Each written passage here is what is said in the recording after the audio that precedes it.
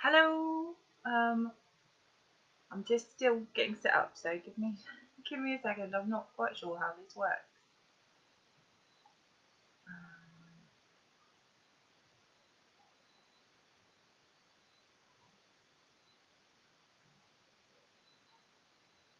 Okay, I think we're working. If you can hear me, give me a thumbs up or a comment or something, just to let me know.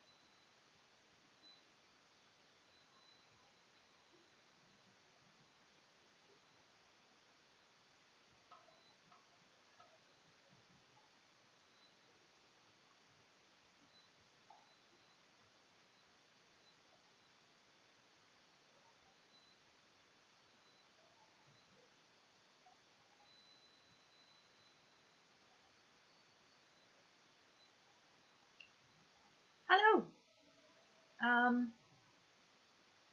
Yeah, I think it's working, but I've not done this before, so bear with me. I'm still figuring out how it all works. Could you give me like a thumbs up or a comment or something, if everything's working?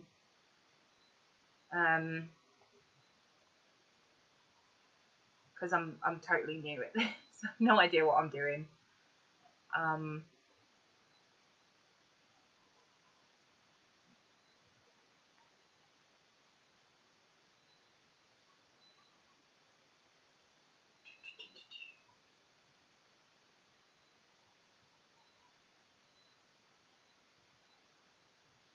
I'm not getting any responses, so I'm slightly concerned that it's not working.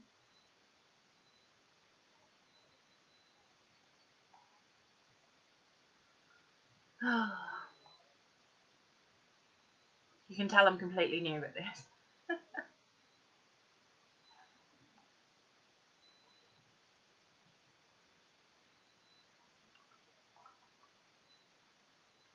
Right, I'm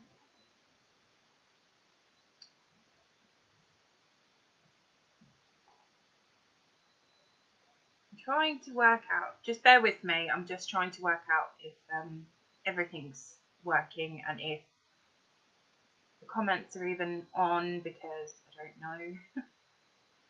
Oh, can you hear me? Am I coming through okay?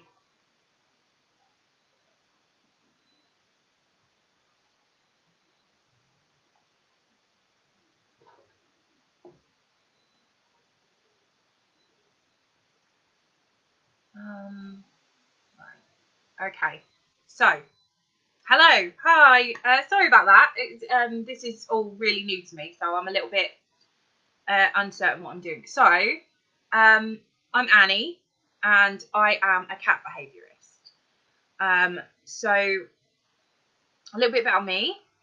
I have a level 3 qualification in cat behaviour and welfare, but a bit like the dog training world, you don't actually need qualifications to call yourself a cat behaviourist. And whereas with dog training and behaviorism, it's a little bit different, because with cat behaviorism, a lot of the experience, a lot of what we know, a lot of what we do comes from actually working in the environment, mostly actually working in rescue environments, rather than studying as intensively as you would to become a dog behaviourist. Um, Cat behaviourism is still quite rare in the UK, which is obviously where I'm from. Um, so it's not easy to find out the qualifications.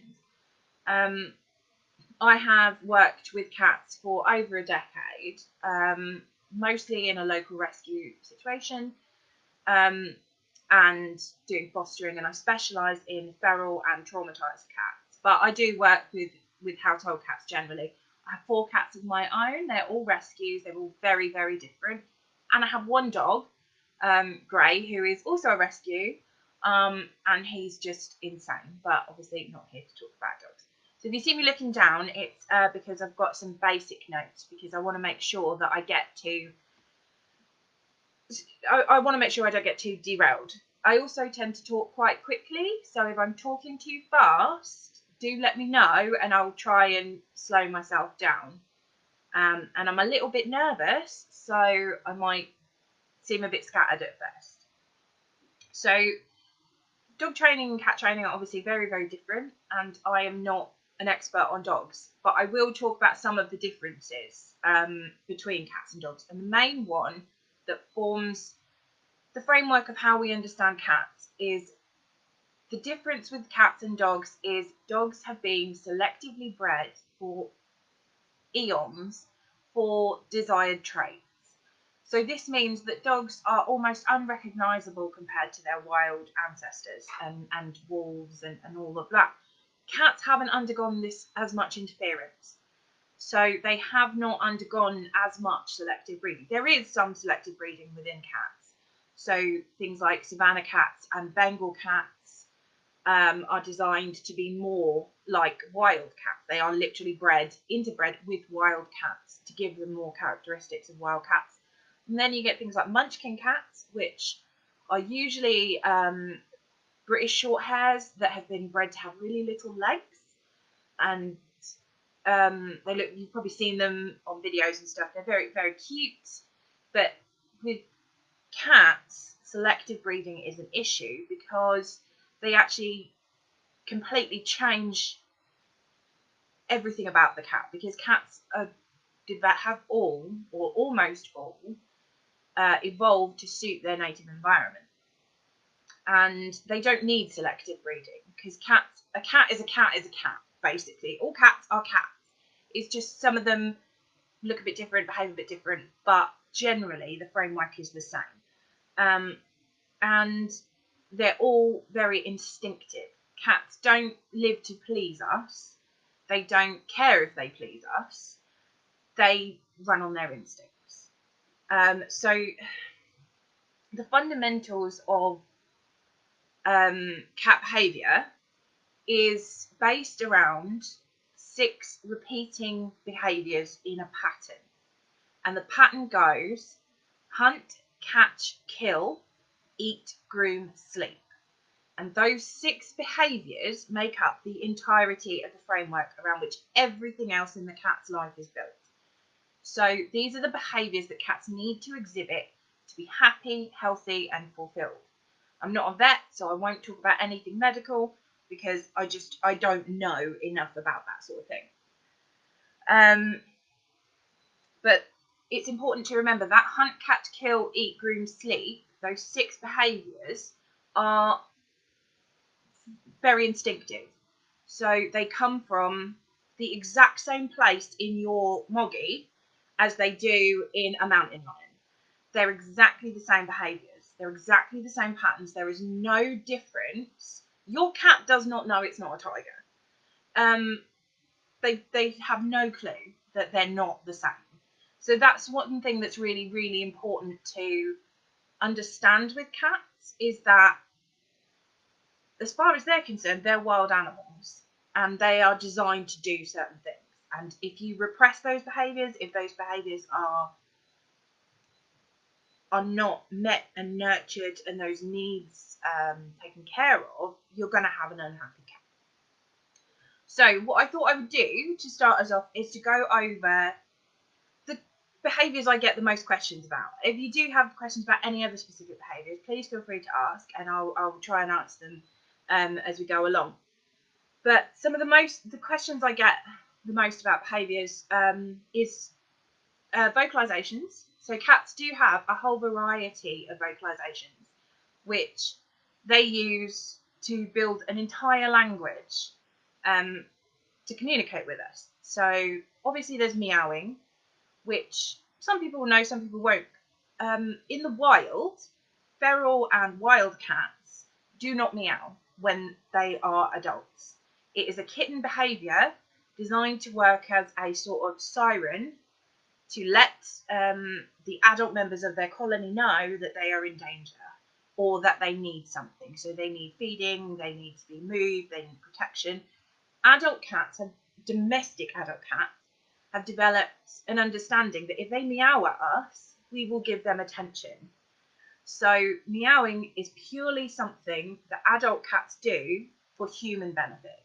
That's how they talk to us, because it gets them what they want, basically. But they don't meow at each other. Adult cats will not meow to each other. There's all sorts of other different things. So there's purring, which we all understand means I'm very happy, I'm comfortable, I'm enjoying myself.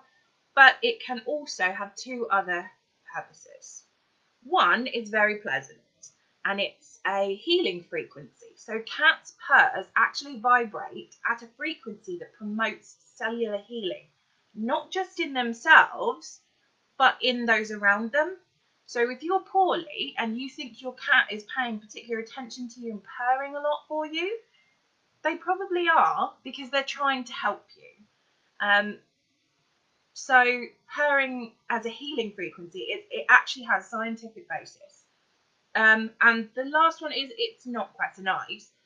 It's a self-soothing behaviour. So there are cats, it's not common, but there are cats who will purr when they're afraid, when they're in pain, and when they're not well. And that is because of the first two reasons. It reminds them of happy times, and it is a healing frequency. So if you feel that a cat is purring at an inappropriate time, at a time when you wouldn't expect them to be, so when something bad is happening, there is something wrong with the cat, and the cat needs to be addressed. So either taken to a vet or removed from a stressful situation. Other vocalizations. So trilling is the noise that a happy cat will make when they see you, or when they see another member of their family, or in feral cats it would be their colony.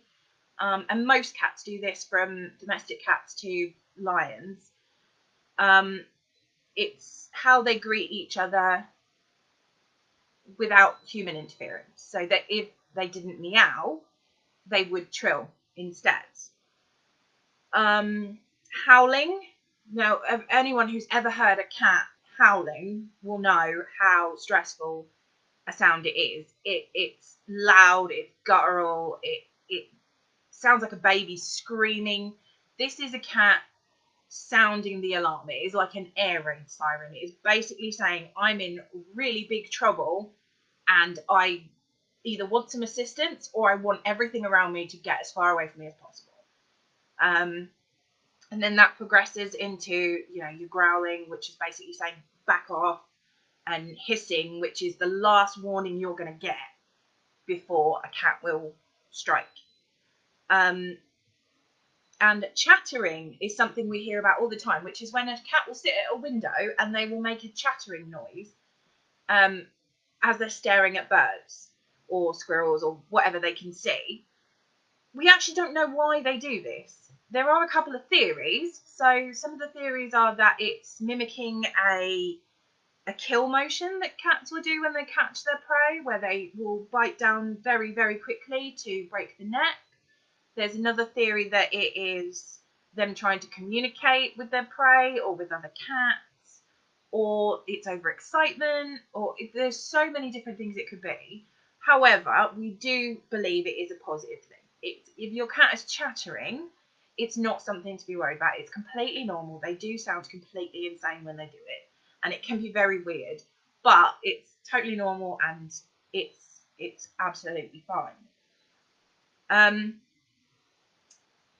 So then we have territorial behaviour. Cats are extremely territorial. Their territory is everything to them, and they will take as much of it as they can physically manage. They're not territorial in the sense of they don't want to share their space. They're territorial in the sense of They understand the entirety of their environment. It belongs to them. They belong to it, and it is their whole world.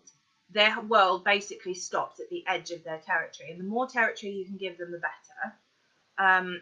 In the ways that they mark territory, obviously scent marking, and it's where they sleep, it's where they hunt, it's where they play. So territory is a huge thing with cats. So for most domestic cats, in the UK, it's slightly different than in America and places like that, because in the UK, we let our cats go outside for the most part. So they have a bigger territory, which can actually cause its own problems. Whereas in places like North America, cats have to be indoors because of other predators and dangers and things like that. A lot of people make the mistake of thinking that cats need to go outside. It's not true. Cats can be perfectly happy living entirely indoors as long as the environment is suitable. There is no scientific reason that a cat needs to go outside, because the only thing they will be doing outside is indulging in their 6 behaviours. And if those 6 behaviours are provided in the home environment, then there's nothing for them outside. That's why a happy cat will quite easily stay in their own garden, because there's nothing the outside world has to offer them. Their territory that they have within the home has everything that they need. So when cats are playing, they exhibit hunting behaviours. And a lot of people mistake play aggression for actual aggression, and they try and repress their cat's need to hunt. But as I said before, cats are completely instinctive creatures. They need to hunt. Hunt, catch, kill, eat, groom, sleep. Hunting is the very top of that list. Because we want to embrace their instincts, we want them to hunt. We just don't want them to hunt things that are inappropriate. We don't want them to hunt us. We don't want them to hunt other cats. We don't want them to hunt wildlife. A lot of cat advocates will push back against the idea and not want to talk about the idea that domestic cats, are an invasive species and they decimate local wildlife. And the only reason that they do that is because they're not getting the quality of play within their home environment that they need to be content. Because cats, in theory, a domestic cat should be well fed enough that they don't actually need to hunt. They don't need physically to hunt. So they're doing it out of play. And that's something that they need to do within the home. And if they can do that within the home, they won't feel the need to do that outside. And play aggression and hunting is a really good thing. If you can find something that your cat wants to stalk and wants to chase, then it's brilliant, because that gets their energy out, it keeps their mind ticking over, and it lets them exhibit those 6 behaviours. So you want to do with every play session you do with your cats, and you should be doing at least one 20-minute play session every day. You want to get them running and jumping and climbing. You want them stalking around corners and looking for things and working with their nose, because scent is their very, very first and most important sense. It is how they navigate their entire world. A blind cat and a deaf cat will adapt because they have scent. Scent is how they make their mark. It's how they make a map of their environment. So get them things that smell, get them trying out new scents, and end every play session by letting the cat catch the toy, because that's a real fundamental need. Because if a cat can't catch that toy, they're going to get frustrated. They're not fulfilling a key behaviour. And so you end up with a cat who is still really, really all full of energy, wanting to play, wanting to catch that prey, and they've got nothing to show for it. That is why I will always say, please don't use laser pointers with cats, because they love it. They'll go crazy for it. And then at the end of it, once you've had enough, they can't catch anything, and you've got a fully energized cat grenade in your house. And that's when you're going to get play aggression, and you're going to get destruction, you're going to get inappropriate scratching, because they need to exhibit those behaviours. They need the catch part. So the hunt, catch, kill, that is all play, and it's very easy to do.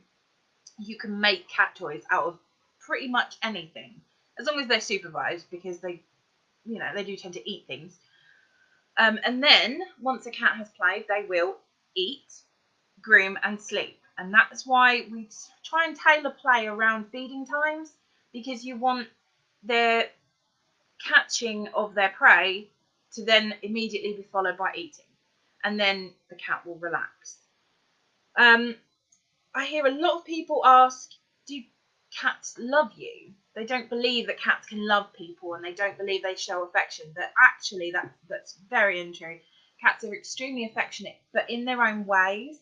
So there are so many different ways that cats show us affection that as people are counterintuitive. So if your cat likes you, they will stare at you. And we're obviously taught it's rude to stare. And any of us who have dogs, which I'm sure most of us do because we're on, the virtual dog conference, you don't want to stare at your dog because it's uncomfortable. And you don't want your dog to stare at you. Cats, if they like you, they will stare at you. Because they just want you to know that they're attentive and they're paying attention to you. They will blink slowly at you with a very soft face. They'll slowly blink at you, and that's how they greet members of their family and let them know that they're not a threat, because you're closing your eyes and saying, it's okay, I'm not dangerous. So if your cat does that to you, you should do that back. When they show you their tummy. Now again, with dogs, if a dog rolls over and shows you his tummy, you're going to want to scratch that tummy. With cats, most cats, not all, because one of my cats actually loves having her tummy rubbed, but most cats don't like it. They don't want you to. We call it the cat trap, because they're showing you that tummy as their way of saying, I trust you completely. This is the most vulnerable part of my body, and I am showing you how much I trust you not to hurt me.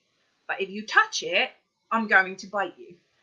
And some cats do adapt to learn that this is a fun game. And we can end up with a cat attached to our arm if we try and touch that tummy. And it's really frustrating because that's usually the softest, fluffiest fur on their body. And it can be very, very hard to resist. And other ways they show affection is grooming. Not all cats do it, but some cats you will find, particularly neutered male cats, will do a lot of grooming of their humans. And there's one of mine in particular never seems to stop, and it can be irritating because their tongues are like sandpaper, but it's their way of trying to take care of you, and accept you as part of the family. They're putting their scent on you. You may also find, I have one cat who is very, very reactive to bleach or chlorine. It works like catnip on some cats. So if I've been swimming, or if I've been cleaning the kitchen or the bathroom and using bleach, he is attached to me like a limpet. He just will not leave me alone. So that's another thing to sort of be aware of, is that there are different things. It's not just catnip. Some cats, actually, the majority of cats are not catnip reactive, because they all have different scent receptors.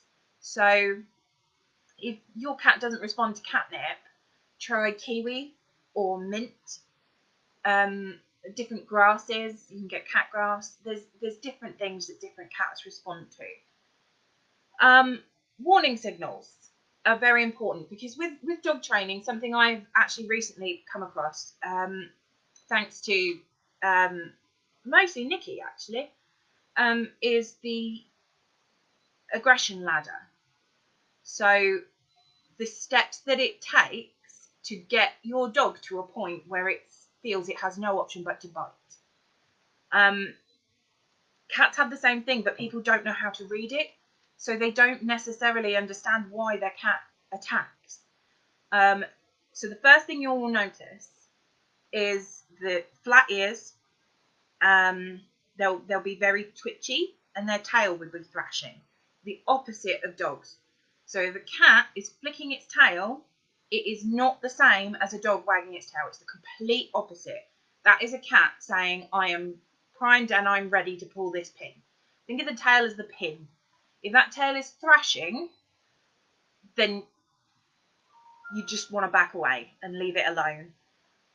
Now, there are two ways that cats deal with stress in a confrontational situation. You will have one type of cat who will puff up, get very, very big, and have huge eyes and refuse to move. They will basically turn into a big, puffy statue. Or you have the other type who will try and make themselves very, very small. They will back away, they will be licking their lips, they won't be vocalizing quite as much, and they will quite often back themselves into a corner. This is usually accompanied by growling, which is them saying, I'm not happy with how close this situation is, I don't like this, please go away. That will then be followed by hissing. And hissing is the last point you have before your cat will strike. And after the hissing, you'll get a warning strike. 9 times out of 10, you'll get a warning strike, which is a slap with no claws. Just to let you know, you've pushed it too far and I've had enough of you now. My phone started ringing. After that, you'll get actual strikes with claws and you'll know about it and it will hurt. Biting will only come after that because cats generally, they don't want to bite you because biting puts them in a really vulnerable position. If a cat is biting you, then it's in a state where there is nothing you can do to make that cat happy in that moment. You need to leave them alone. You need to completely remove yourself from them. Remove the stress entirely. If a cat is biting, it's reached that complete tipping point. The final thing that a cat will do, a total panic state, is they will roll onto their back. Now, this is going to sound really, really strange to anyone who doesn't understand cat behaviour, because I have just said to you that if a cat rolls onto its back and shows you their tummy, they're saying, I trust you. If a cat has exhibited to you these warning signals and then rolls onto their back, your cat is locked into a fear state because they are risking exposing that really vulnerable tummy so that they can have access to those back legs, because their back legs are the most powerful tool that they have to get an attacker away from them. If you've ever seen a cat playing, they'll grab something and they'll bunny kick it with their back legs, and that's the behaviour that you're seeing in its non-play form. So if your cat has shown you warning signals and then rolls onto its back, your cat is in extreme fear, and it becomes a situation where that's when you're getting across into trauma boundaries, where the trauma will last. You should have backed off long before that. Most people, if they see a cat hissing or growling, they'll move away. We have to respect your cat signals because they can't talk to us. It's the same as dogs. Your dog's going to give you so many warnings because they don't want to attack you. They don't want to hurt you, but this is their only way to communicate with you. So now what I'm going to do, if no one has any questions, is I'm going to move on to the most common issues that I see as a behaviourist. The most common reasons. Now, most of the time when I'm called in by the rescue to deal with cats, it's because they've reached a point where they've decided that they want to put the cat into rescue or return the cat to rescue. And so I go in to try and de-escalate that situation to figure out why the cat is unhappy and what we can do to repair the situation. So the most common issue for cats being put into rescue is inappropriate urination. And anyone who's owned a cat will know the frustration of this, because all cats will urinate inappropriately at one time or another. It doesn't have to become a constant thing, but there is nothing worse And it's the same with waking up in the morning and your cat's vomited during the night, or it's something like that. But inappropriate urination is number one. Now, in the UK, it is illegal to declaw cats. In North America and a couple of other places, it's not always illegal. And some places I know of in America, it is actually a requirement if you want to rent a property that you must at least have your cat front paw declawed. This is awful, and it's barbaric. You're basically amputating a cat's toes from the first joint. So if you take your fingers off here, that's what you're doing to a cat when you declaw it. There is no reason to declaw a cat. There is no excuse for it. It is inhumane and it is cruel. And if you look up the Paw Project, they explain better that basically the people think that declawing a cat will protect their furniture, but what you're actually doing is creating a cat that cannot defend itself, cannot climb, it can't spread scent correctly, and quite often they're left in pain. And so using a litter box is unpleasant. But in the UK, as I said, it is illegal. So you're very unlikely to have a declawed cat here unless they've had some medical issue. In the UK, what I would say to you is your first step is always to take your cat to the vet. If they are inappropriately urinating, the chances are it is behavioural, but UTIs are also very common and they can be dangerous, but they're easily treated. If the first thing you want to do in all cases, the first thing I will always say, take them to the vet, get the vet to have a look. Just rule it out, because if it's something like a UTI, it can be so easily treated and your problem goes away without having to worry. If it's not, 9 times out of 10, it is going to be territorial insecurity. So something in the environment is making your cat feel insecure. And it's a case of breaking down where it happens and you can figure out why it's happening. So if they're trying to mix their scent, it will be on beds, clothes, couches, high value parts of the territory. Places where your scent is heaviest, and they want to mix their scent in with yours to try and make themselves feel more part of the environment. They could be warding off threats from outside, and that will be doors, windows, walls close to the ground, any air vents, that sort of thing. Litter box placement. A lot of people don't think about where they put their litter trays, but if you put if somebody put a toilet in front of the window or somewhere lots of people are walking past, you really wouldn't want to use it. Cats are the same. They want quiet, low traffic areas where they're not going to be interrupted and they're not going to have anything come at them from an unexpected direction. It could come down to them not liking the litter that you're using. There's several different types of litter. I always recommend against clumping because of the dangers that it presents. Personally, I like to use either silica or wood chips, because wood chips disintegrate into sawdust when they're wet and they don't smell and whatever. But territorial insecurity is usually the top one. And the ways to solve territorial insecurity, there's a lot of different ways. One of them is lots and lots of play, because this helps to raise your cat's confidence. I always say get a CO2 cleaner, an enzymatic cleaner, because that's not just going to lift your cat's scent, it's going to lift every scent, so that everything that's laid down is fresh, so that you and the cat can mingle your scents in a more appropriate way. Feeliway diffusers are amazing as well, because they produce the pheromone, that cats spread themselves when they map out their environment. So you see cats quite often will walk around rubbing their faces on things, and that's because they have scent glands in their cheeks. And that's how they make a map of their environment, and they say, right, this is mine and this is mine. So when they're rubbing up against you, that's them saying you're mine. And we want to encourage that. And one way to encourage that is scent soaking, which is getting lots of blanket squares, putting them in the places your cat likes to sleep, and then moving them around. So the cat's scent is getting really thoroughly mixed in with everyone else's scent, and they're feeling part of that environment. Making sure they've got cat trees and scratching posts as well, because the number 2 reason that I get called in is scratching. Scratching walls, scratching couches, chairs, beds, people, legs, cats scratch.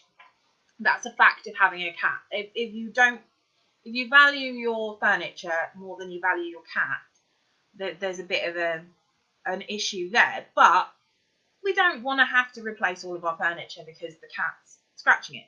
There are plenty of ways to redirect this. So look at the reasons that cats scratch. They scratch to stretch because they can't stretch the way we do. So they want to stretch out, dig their claws into something and really pull those shoulder muscles. So if you've got a cat who likes to scratch vertically, so against a chair leg or a couch leg, get a tall scratching post and put it right next to the couch, as close as you can get it to where the cat is scratching, so they can use that to stretch on, because the chances are that's what they're trying to do, is just have a good stretch. If they're scratching carpets, floors, things like that, you can get lovely horizontal cat scratches. Usually made out of cardboard. They're very, very durable. They last a really long time. Cover them in catnip and the cat will really enjoy that. Another reason they do it is to manage their claws. Now, people think they do it to sharpen their claws. This is not the case.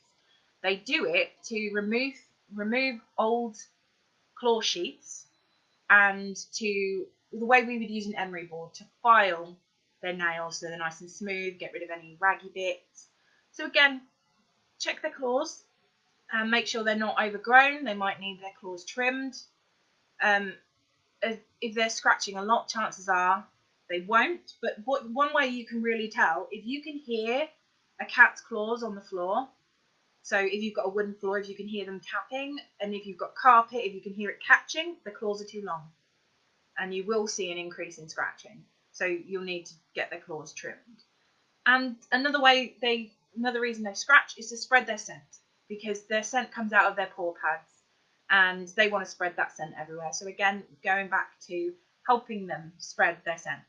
So scratching posts and mats and things like that near the areas where the scratching is occurring.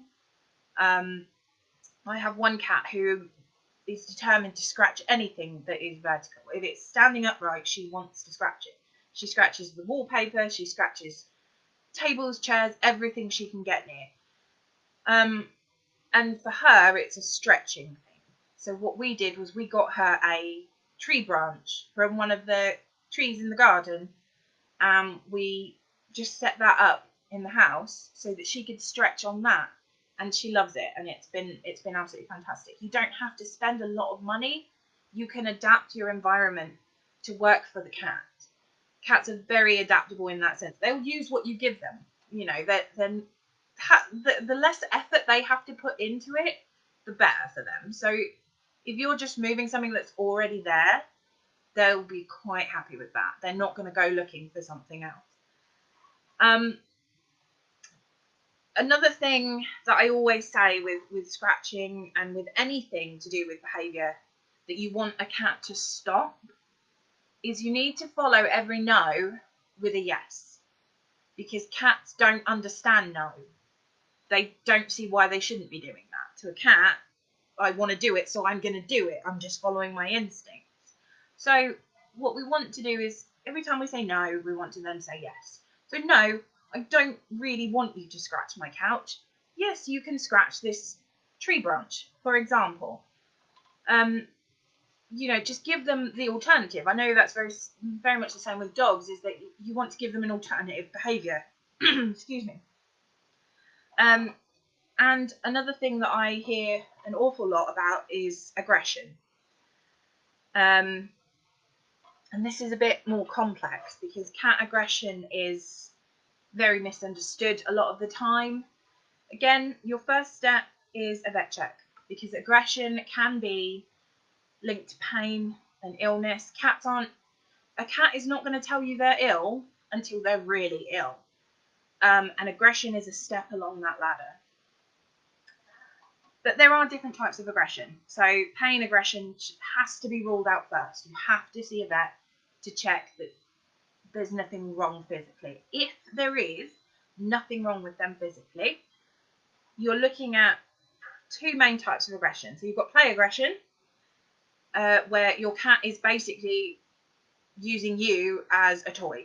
So they think that you're fun and they'll be jumping on you, scratching you, biting you, playing with your hands. A lot of people make the mistake of letting kittens play with their hands because it's really cute, but it's not quite so cute when that kitten is a cat and that cat is ripping you to ribbons, because cats don't learn bite inhibition like dogs do. They don't learn to be gentle the way dogs do. Cats do everything with their entirety. They have no desire not to. They've got no reason not to. As I've said before, they're not bred to please us. Cats are cats. And so, yeah, play aggression, that can be directed onto other cats as well. You will find a lot of the time, if your cats are fighting all the time, chances are it's play aggression, that one cat is more playful than the other. This often happens when you get a younger cat that's mixing with an older cat. The ways to deal with play aggression are really simple. You just play with the cat more. Give them more things to do. Give them stimulation. Get their brain working. Get their body working. Get them doing new things. You can train cats with clicker training. You can teach them tricks. You can get them all sorts of amazing toys. You can make them toys. Just spending time with them. It's all redirection when it comes to play aggression. Give them something else to do, because they're basically telling you, I don't have anything else to do, so I'm going to do this. The other type of aggression that we see is fear aggression. Cats deal with trauma very differently to dogs. Now, I'm not a dog expert, so I won't go into anything to do with dog aggression. But with cats, dogs live very much in now, in this moment, as I understand it. Dogs are very much the here and the now, and they want to forgive you, and they want things to be better. And if if a dog is afraid 1 minute, if you can distract them, they forget why they were afraid, or not forget, but they move on. Cats don't. Cats remember trauma, and they learn from trauma to react negatively to it. Cats who are frightened will attack if they feel they have no other option. So they won't, if in the past, this is why aversion does not work with cats. They do not respond to negative stimuli. They just don't. They don't understand it. It means absolutely nothing to them. All it teaches them is that they cannot trust you and to be sneakier. So they're still going to exhibit this behaviour that you don't want them to exhibit, but they're going to do it elsewhere when you're not looking. And if they think they can't get away from you, they're going to attack you. If they've learned that if they do something wrong, or something not wrong, but something you don't like, if they know that you're going to then go and find them to punish them for it, they will attack you. And that will then merge into, they're going to attack you as soon as they see you. Cats are very much they behave the way that you behave towards them. So in a sense, they give out whatever energy you put into them, which, what I mean by that is that they remember your actions towards them. They remember everyone's actions towards them. And if you put all of your energy, or if anything puts its energy into behaving negatively towards the cat is going to throw that back out, because that's how they react to anything. You've turned your cat into a bomb. So fear aggression is a big thing, and it can be unintentional. It can be that you frightened your cat by accident, or somebody else has frightened your cat by accident. Maybe they were outside sniffing around and somebody slammed a door behind them, and that trauma is then embedded in their head. So every time they then go to that spot, they're worrying about that. And the ways to deal with fear aggression are very different to how we deal with play aggression. With dogs, one thing that I've seen, and again, correct me if I'm wrong, but is that if a dog has a trauma trigger, so they're afraid of something, you gradually work to desensitize them to that, to make them realize that that's okay. With a cat, you just want to try and take them out of that situation if you can, because it's very difficult to desensitize a cat that's sensitized. My oldest cat, Shyla, was very traumatized when she came to me, and we had to really adapt her world so that she could start to feel comfortable in a new environment and to let go of that trauma. And a cat will let you know. Once they're not scared anymore, they will let you know. You will see their body language change. They're very, very good at telling us when they're unhappy and when they're not. But aversives don't work for that reason, because cats just don't respond to it. It just doesn't work. So shaking something loud at them, squirting them with water, putting them in timeout, shouting at them, hitting them, scruffing them, grabbing them by the scruff of their neck is something that's really common. Never do that with an adult cat, because you can cause so much physical damage. Scruffing should only be used, 1, with kittens, and 2, with ferals when they absolutely have to be moved out of the situation for safety. You should never scruff an adult cat or any cat as punishment, because it's not your right to do that. It should not happen. But yeah, cats, they just don't respond to negative stimuli. But positive stimuli, you can get a cat to do almost anything if you offer them a piece of chicken, because you're giving them what they want and you're playing into those 6 behaviours I talked about at the beginning. So what I'm going to talk about now is I had a couple of questions that I found really interesting that weren't covered in what I wanted to talk about anyway, and I am low on time, so I'm just going to cover answers to a couple of those questions. The first one is about jumping up on countertops, really stubborn jumping up on countertops. You have to make the countertops less inviting than the alternative. You have to give them an alternative. So what I do with mine is I have bar stools set up near my countertops, and the cats can sit and watch what I'm doing. But if they go onto the countertops, they get taken down and put on the floor. So it's more fun for them to sit on the bar stools and watch me, and I can give them little tidbits, I can, little treats, I can play with them as long as they're on the bar stools or on the floor. If they jump on the countertops, they immediately get removed onto the floor.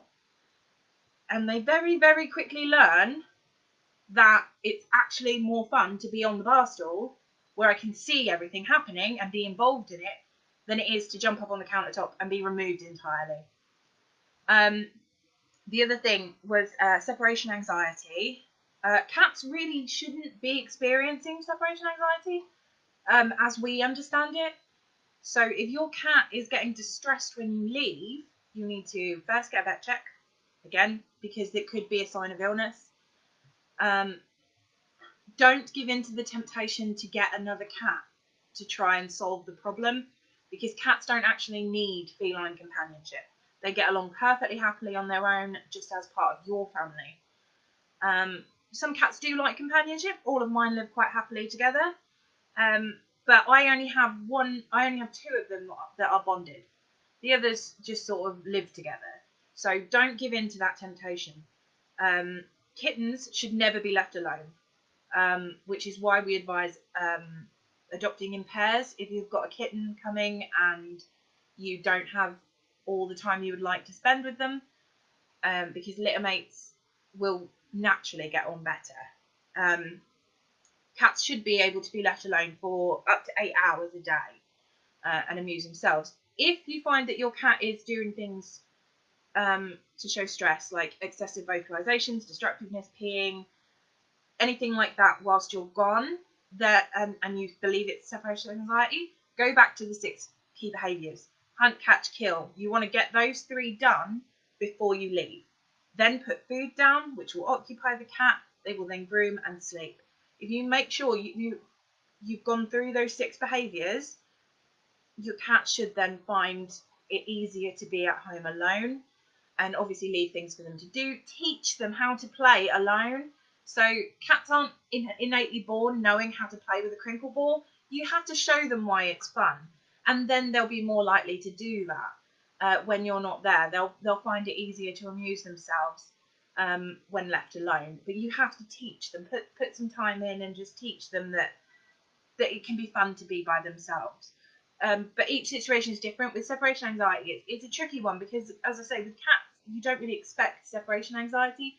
Chances are it may be something else, and it may be behavioural, but it's probably not separation anxiety. It's very rare that cats have proper separation anxiety. And finally, the last thing I wanted to talk about, the last question I wanted to answer from before, how to deal with the separation of bonded pairs and grieving. So do cats grieve? Yes, they do, completely. And in bonded pairs, they really do. I have a bonded pair at the moment, but they're very young, so this isn't something I've had to deal with recently. My first piece of advice is to resist the temptation to replace the companion. Don't get your cat a kitten just because they've lost their companion. This could actually make things very, very much worse. You have to look at the way in which the companion was lost. So if it was an illness, your other cat probably knew that it was coming and will adapt, just respect the grieving process, give them lots of love, lots of play, let them come to terms in their own time. If it was very unexpected, so an accident, a sudden illness, something like that, it's going to be more complicated, because in the wild, if a cat suddenly disappears from a colony, that's because there's something dangerous around. So you may find that your cat exhibits fear behaviour, where they never have before. They may find it very difficult to understand where their companion has gone. Kind of try not to immediately remove all traces of the other cat being around. You want to leave their scent, let it lift naturally over time. Keep their beds around, keep their food bowls around, because you don't want that scent to suddenly just vanish, because that's going to be more confusing.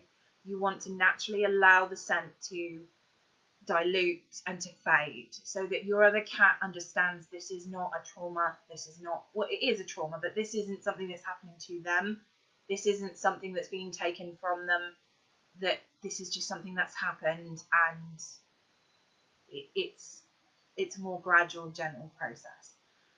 Keep a close eye on their health, particularly if they're older, because it's very common in older bonded pairs for them to follow quite closely after each other. So a bit like we see with people who've been married a really long time, when one passes, the other follows. That can happen with cats, because particularly in older cats, the stress that it causes, it overwhelms their body. So just keep a close eye on their health. The younger they are, the more chance you have that they will adapt. But it's sad, and it's learning to understand and respect that they've lost somebody who's very important in their life, somebody they're bonded with. So it's a process. So just be patient and give lots and lots of love and reassurance. So yeah, I think I've got 5 minutes left. So if anyone's got any questions, I'm happy to answer anything you might want to know in these last few minutes. I've sort of waffled on. I hope it's all made sense as well, because I do have a habit of speaking 100 miles an hour and not really thinking about what I'm saying, but I've tried to go over the basics. If there is anything else you'd like to know more about, I'm quite happy to answer more involved questions. I think on the event page for this, I'd put up a post about questions and anything like that, so I'm happy to do that as well. I do get a lot of questions about how to introduce cats and dogs, because obviously that's something that I have done, and in my experience, my own experience really has been introducing young dogs to resident cats, and my cats are all very used to new animals coming in and out because I've fostered for so long. So my way of doing it, I've actually been taking an awful lot of advice from Nikki and various other dog trainers on the free dog advice or dog training group, the qualified one, on just taking your time and making it rewarding for the animals, and not encouraging the dog to chase, but encouraging him to look and then look at me. And it's a very involved process, but I would recommend, if you're introducing a dog into a household with a resident cat or cats, I would advise talking to a dog trainer. If you're introducing a cat into a dog household, then you might want to look at a cat behaviourist, because cats are really easy to introduce to dogs. As long as the dogs are trained to not run after the cat's really not going to care that much. Cats are super easy when it comes to introductions. As long, introductions, whether it be to a dog or another cat, is really easy. You just make sure that you don't rush it and keep them separated. Let them swap smells. Be patient with it.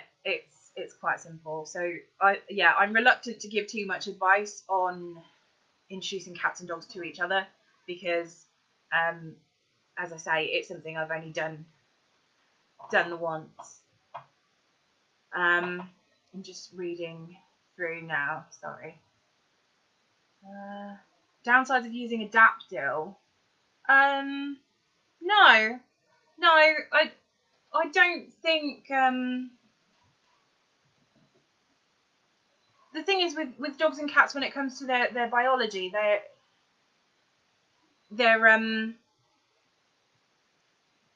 almost opposite in how they react to certain chemicals. So catnip makes a cat hyper, makes a dog really drowsy, or not drowsy, but it's a sedative effect on dogs. So Adaptil doesn't have a massive effect on cats because it's designed for dogs. It's not a pheromone they really respond to. So as far as I'm aware, there's nothing to worry about with using Adaptil with dogs. Yes, cats moving very quickly. That's quite right, Amy. Cats moving very quickly is the main thing that causes the prey drive to kick in with dogs. So teaching your cat not to run is important if you want them to get along really, really well. I'm having a look. Yeah, no, I think we've pretty much covered everything, and I'm coming to the end of my time. So thank you so much, everyone. It's been lovely to talk to you. And I could sit here and talk all day about cats and their behaviours, and there's so much I could get into, but yeah, I'm out of time. So thank you very much for being here with me, and I hope it's been educational. I hope you've learned something, and yeah, if you've got any further questions, feel free to just either drop them in the comments or send me a message. So yeah, I'm going to go now, and thank you, and bye.